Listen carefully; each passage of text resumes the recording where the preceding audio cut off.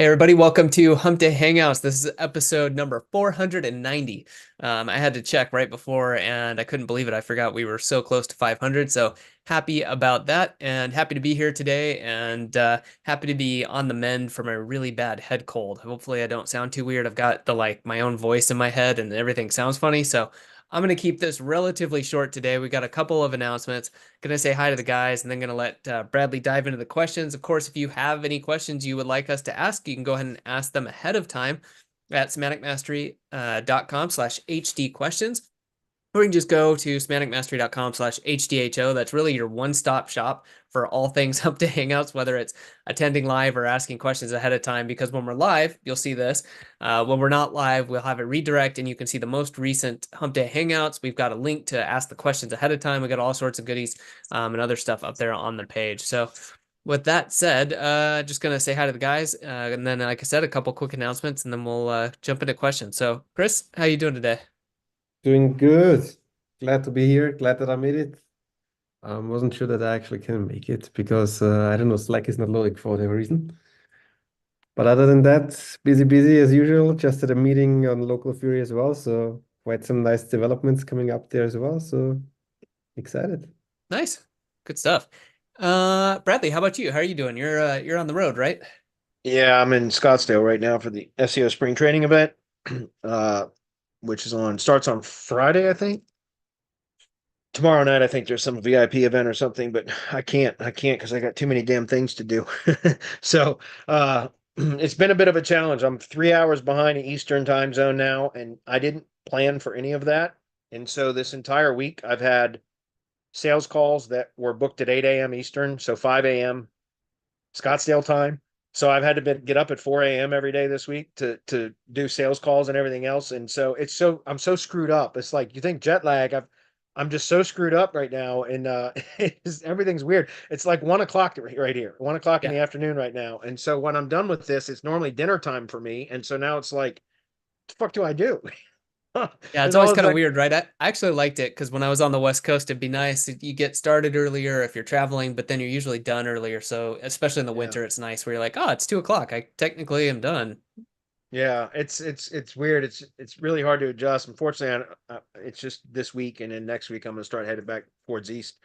So, but anyways, it's been a bit of a challenge. Is working one or I drive one day and then work 2 days, and then drive one day and work 2 days, and so my entire schedule has been condensed and crunched and all that. So it's been a bit of a challenge. I don't know that I like the constant traveling. I prefer to probably travel to a location and kind of stay there for a month. You know what I mean? That Yeah. way I have more kind of freedom to and not so busy with the constrained times anyway. So all I'm saying is it's been challenging. I like the traveling aspect of this RV life, but it's doing a lot of traveling while trying to work simultaneously, I think is very challenging. So Yeah, that's an interesting one. I think you'll end up, like you said, you kind of be on the road, maybe say, hey, I'm out for 3 days or plan it around a weekend and then stay that's right. put for 3 or 4 weeks. So Yeah. Yeah. that's cool. We're going to turn this into Semantic Mastery's digital nomad channel of how we all travel. Oh, man. Bradley, let's see. You had a webinar this past Monday, right? Did I get Uh the, the dates right or which wrong? one? For the PR follow-up, or was that Oh last yeah, week? Yeah, that's correct. Sorry, I said it's all a blur right now. yeah, no It's worries. such a blur. I just wanted to Yeah, I point it did the out to people in case they wanted to check it out. We'll drop the link in here shortly. Yeah, I did the press release update for 2024. It was not a pitch webinar. There wasn't Jeremy opened up the offer for the Press Advantage Unlimited offers for us for that webinar, but that's not what that was for. That was a training webinar. It was about an hour and a half long, but very, very thorough. I go into great details to the way that I use press releases and a method for using Google Sites as kind of a buffer and that kind of stuff. So anyway, check it out. The replay's on our channel. Outstanding. And then wanted to say too, we are working on some updates for Syndication Academy, as well as the battle plan. So we're looking forward to sharing that with you guys here, hopefully later this spring, maybe early summer, kind of depends how things line up. We had several people take us up on the directory hybrid agency training. We've already got the first batch of people in. We're going to be opening up that a little bit to our mastermind members to see if who is interested now that we got the kind of early access people through the pipeline. And if you are interested in that, The best way to assure your spot is to hop into the mastermind. You can find out more about that at mastermind.semanticmastery.com. Cool. Yeah, let me add on to that real quick. So the DHA, what I call Beta Plus, because it's going to be the first version of the phase one. I wanted to keep it very small because I specifically because there's going to be a lot of personal kind of coaching or small group coaching from me, and it's going to be very hands-on. And so I wanted to keep it small for the first phase or the first round of it intentionally. And so we're only allowing 10 people in, and we got four. Fifth one is pending, so we still got an opening for 5 more places. And guys, the cost is incredibly reasonable for the amount of additional coaching and training you're going to get. And the goal is you're not. I won't even let anybody join the program without going through an application process where you're going to interview directly with me. And if I feel it's a good fit, then I'll accept you into the program. Again, it's not a huge investment or anything, guys. I promise. The value will be there. And the goal is at the end of this, you will have a consistent lead generating machine for your own agency. Full stop. You can't join this program unless you're going to complete it, meaning I will drag your ass kicking and screaming across the finish line if needed. That's why I want to have the application process where I'm going to interview and find your commitment level, make sure you have the resources, the time, etc., to be able to commit to this, because I will help you personally get this set up and running for this first round, especially because I want to use you guys as testimonials and case studies and stuff for when we go more public and launch this to a broader audience. So I want to keep it small intentionally so that I can provide additional support, coaching, and through that process, I can also polish this program up to where it will be better suited and to be able to deliver to a larger audience, so to speak. But at the same time, like I said, I want to make sure that only people join the program that have the commitment and the availability to be able to complete the course. And if you meet that criteria and I accept you into the program, like I said, you will not be able to quit. I'm going to make sure that you finish the program. And by the end of the program, you will have a consistent lead generating machine for your agency. And then phase 2 will start, which is where we focus on the marketing and sales, and also scaling through automation and personnel delegation, etc. Okay. So, Nice. anyways, check it out. Real quick, Bradley, Jim was asking, what's the approximate cost of the tools needed for the DHA training project, like excluding the mastermind, like what's the additional cost of the tools, which is something I know we and you especially put a lot of thought into when you were working this out.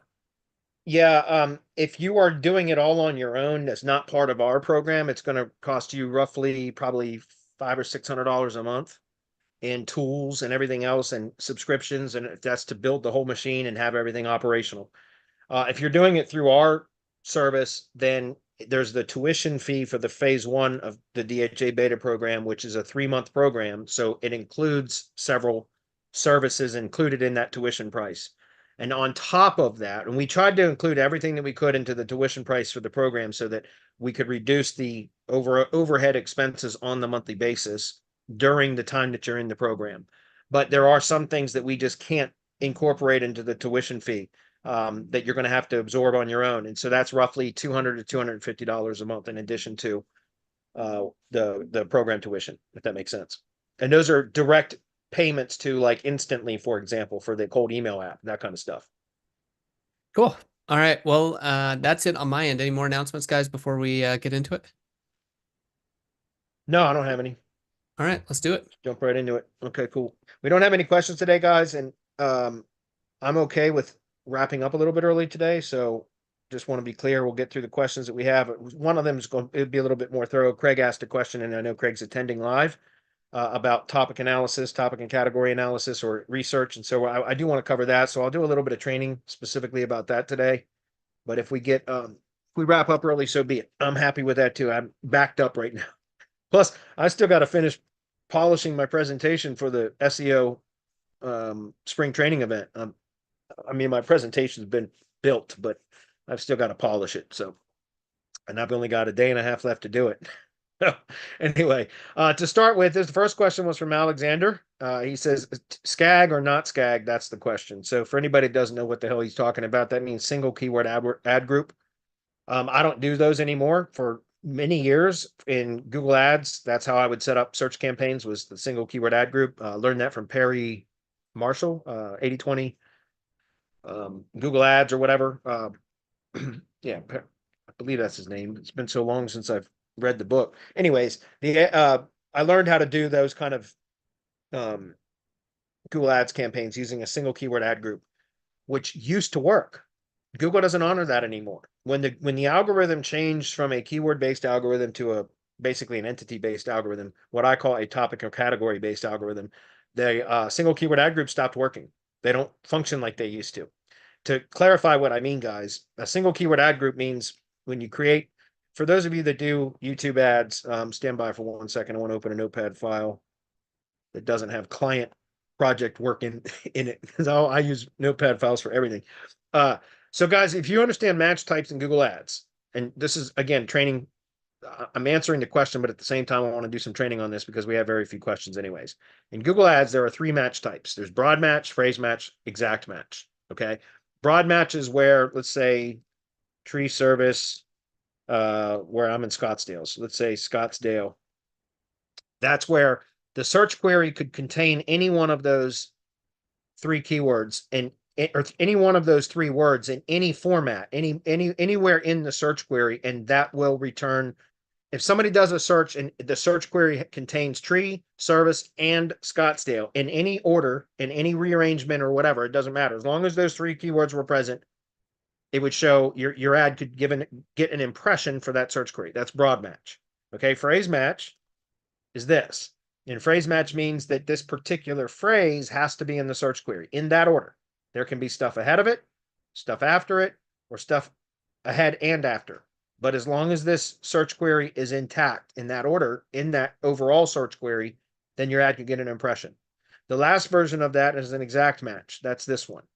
And that would be meaning it's specifically this keyword and this keyword only that should get an impression. That ad should get an impression for. That's it. Nothing else. Now, during that, so that's what you would call a single keyword ad group, would be to create an ad group within a campaign that would be targeting a specific keyword such as that.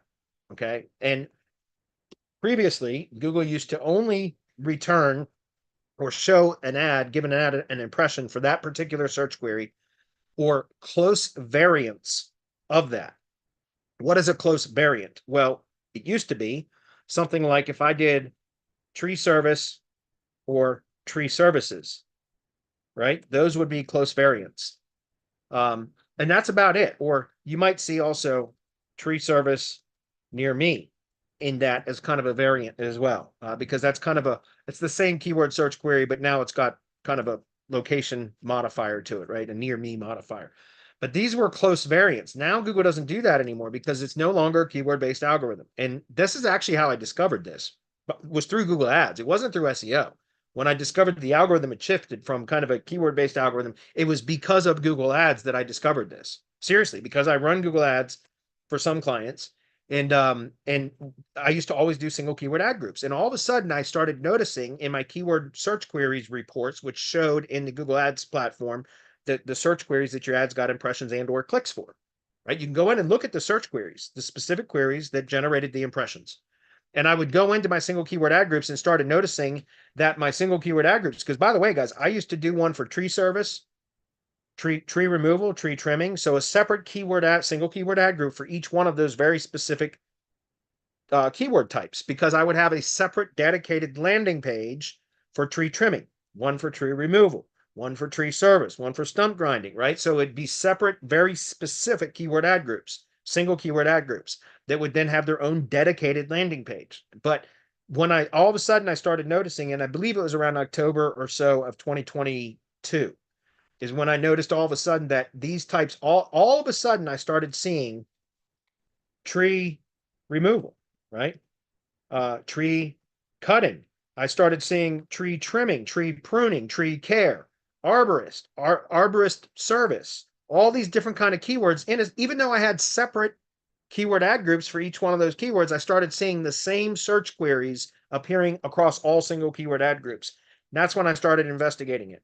And that's how I discovered that the algorithm had changed from a keyword-based algorithm to a topic or category-based. Why? Because the category, or the top level category for tree service contractors is tree service. The top level topic term is tree maintenance. Okay. So what I'm saying is, and this is what I've been teaching about for ever since I discovered this, I've been talking about this on mastermind webinars, Hump Day Hangouts. I've done multiple versions of training about this specific topic. Okay. But tree service, all of these keywords that I was just referencing here. So tree trimming, tree pruning, arborist, all of these keywords here are all relevant to the tree service Google business category, or are all part of subtopics of the topic, tree maintenance, not topic maintenance, tree maintenance. So what's the difference? Well, when I'm optimizing for local projects that have Google business profiles, I typically want to optimize for the primary Google business category. Google already associates all these different types of search queries with that category. When I'm optimizing for projects that are organic only, or organic pages as part of a project that has a Google business profile, then I typically want to optimize top level pages or location pages for the top level topic term. When I say location pages, meaning like supporting location pages, top level topic term plus location modifier, right? So, and the reason I do this is because exactly what I've been from what I discovered from this Google Ads process was that now the algorithm is such that Google thinks this tree service single keyword ad group, it will start to display or give impressions for all of the search queries that are associated with that category or topic, depending on what you're optimizing for. Does that make sense? And so therefore, these single keyword ad groups were not being honored anymore. Instead of only close variants appearing in that as an impression, or getting an impression for close variants within that single keyword ad group, now it was showing impressions for all of the associated search queries that Google understands are associated with that topic or category, if that makes sense.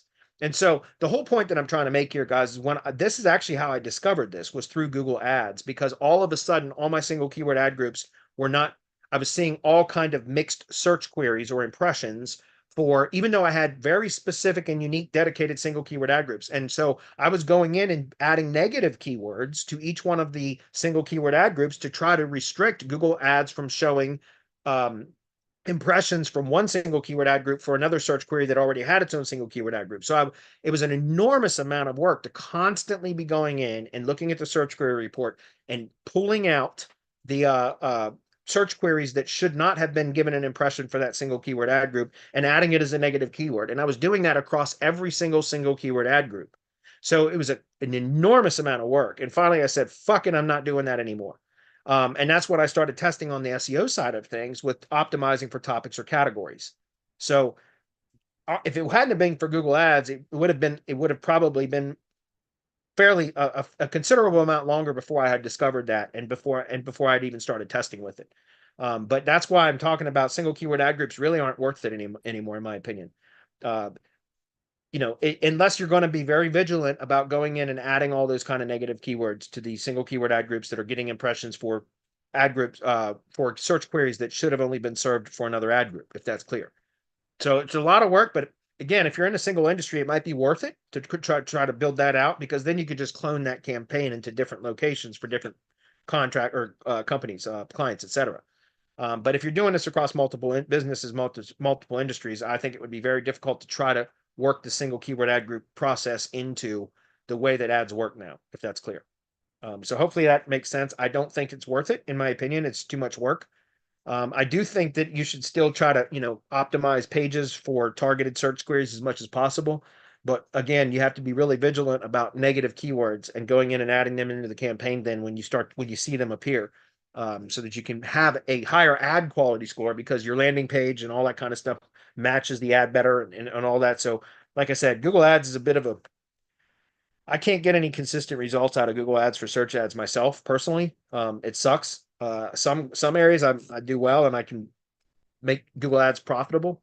In other areas, I can't get them profitable no matter what I do, even for the same industry, is what I'm saying. In the tree service industry, I'm running ads in Louisville, Kentucky, and the cost is now going up because it's the start of the busy season.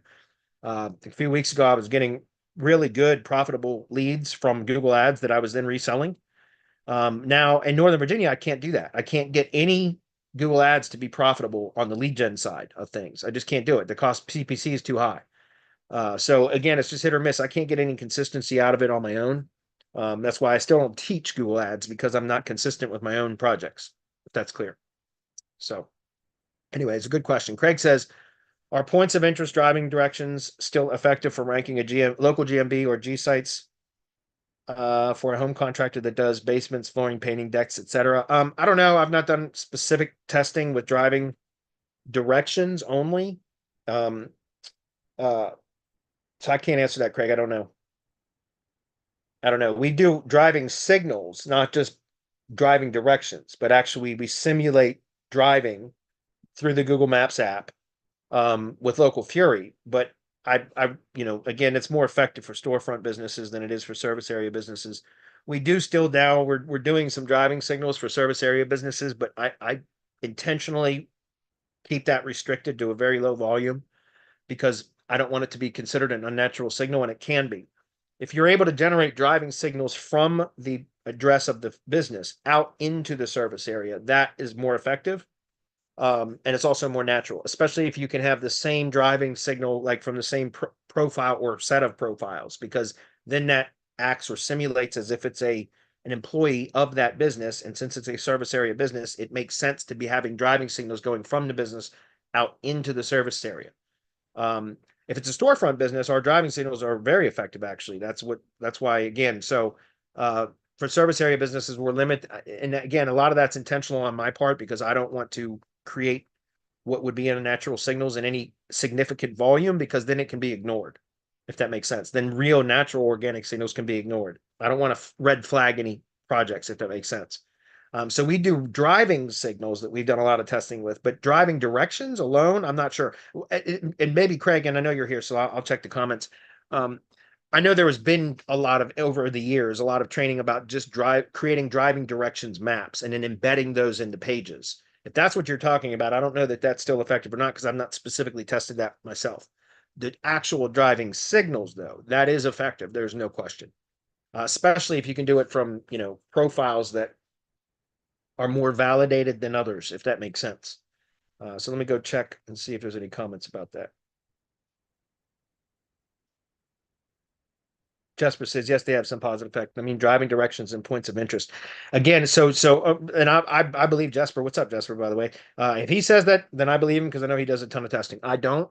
I don't do not with those driving directions. And that's what I mean. Again, I'm assuming the driving directions maps is what you're talking about. We've done a lot of testing with driving signals, but driving directions maps, if that's what you mean, I've not done any testing with that in 3 years at least.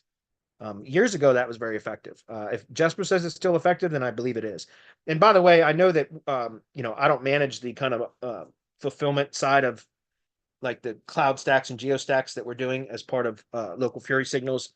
But I know that there's some of that incorporated into that, so it must still be effective. But again, me personally, I've not done any testing with that in probably 3 years. Anyway, thanks, Jesper, for chiming in. I appreciate that, man. And last one is from Craig. He says, I was looking into Wikipedia. So this is good. This is the one that I expected to spend a little bit of time on. I was looking into Wikipedia, trying to research relevance for a contractor or home painter, etc. But for anything related to painting, it was not very clear. Yeah, that is a tricky one. And I know that because I've had a few painting contractor link building clients. But then I also do have a local business client who's been an on again, off again client of mine for 10 years, who's a painting contractor. So I'm familiar with a little bit of that as well. And so let's just go demonstrate that, guys. If we jump into Wikipedia, or we'll go to Google search and we're going to do it. If we look up house painter, so this is what it's house painter and interior decorator, I think is the actual Wikipedia entity for that. Yeah, house painter and decorator. That's what it is. That's the name that's the actual entity for a tradesperson that does painting. So even if which is interesting because even like commercial painters, it's interesting because even though it says in the entity name, house painter and decorator, again, Craig, this is why I talk about using Google search with Wikipedia appended to the search to identify what are the relevant entities sorted by relevance according to Google. What are the relevant entities? The entities relevant to the seed search query, and they're sorted by their relevance according to Google's criteria, not Wikipedia's. That's why I do the searches in Google with Wikipedia appended, because I want to know how does Google understand these topics. That makes sense. And it's going to sort by relevance to the seed search query. And so, first of all, I recommend identifying that, start doing this so that you become familiar with how Google understands the topics and entities in a particular industry. But then it's not enough just to get how does Google see it, but also understand the language, right? So I always recommend once you start identifying the topics or entities in Wikipedia that are relevant to the industries that you're researching, is to start reading through some of, you don't have to memorize these pages, guys, but become familiar with the language and the definitions of these entities, right? Because then it can reveal a lot to you that you might not have known. So for example, a painting contractor that does residential and commercial painting, this is still relevant, and it says so. House painter and decorator is a tradesperson responsible for the painting and decoratings of buildings. Doesn't say residential or commercial. Even though it says house painter here, it says buildings, right? And is also known as a decorator or a house painter. The purpose of painting is to improve the appearance of a building to protect it from blah, blah, blah, blah, blah. So the point here is that even though this entity says house painter and decorator, which again is a strange name in my opinion, it is what it is. So that's the actual entity. Now, I wouldn't optimize for that type of a term. I would optimize for, if we go search it, so let's just go look for house painter Scottsdale, since that's where I'm at. If we go into maps. Come on, God damn it. Sorry, guys. All right, so here you will see that it's painter, right? So that is the Google business category is painter. And so that's what I would optimize for when I'm optimizing for, because again, doesn't it say that right here? A house painter and a decorator is a tradesperson responsible and is also known as a decorator or a house painter. But the Google business category is painter, right? So what I would be optimizing for really is painter, and then or painting contractor, even though that's not specifically the entity here. If the reason why I caution against that is because if we look at there is a house painting. If you see house painting, you'll see that redirects to house painting and decorator, excuse me.